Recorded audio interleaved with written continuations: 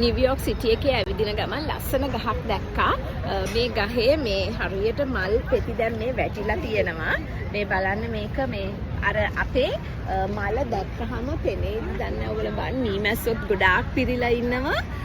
මල හරියට අපේ අර ලාඩක්ප මල වගේ ෂේප් එක ඇමරිකන් යෙලෝ වුඩ්ලු.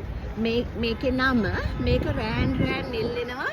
මීමැස්සු හැම රෑනකම වගේ පැණි බොන්න ඇවිල්ලා ඉන්නවා. හරි සුවඳයි. හුළඟට මල් ටික වැටෙනවා.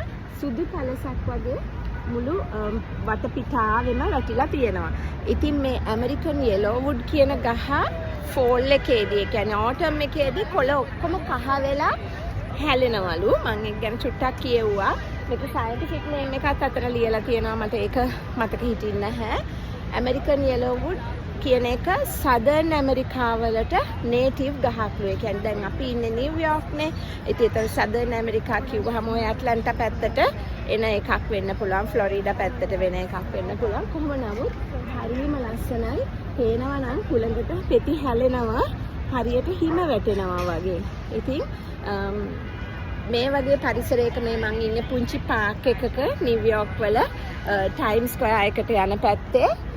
ඉතින් ඒ පාක් එකේ කට්ටිය මම දැක්කා. දැන් ඇවිල්ලා මගෙනුත් ඇහුවා මොකද්ද ගහේ නම කියලා. මං ඉතින් ඒක කියලා දුන්නා මං දන්න තරමින්. මේ ඇමරිකන් යෙලෝ වුඩ් කියන ලස්සන මල් තියෙන ගහ. නිව්යෝක් සිටි එකේ මැද.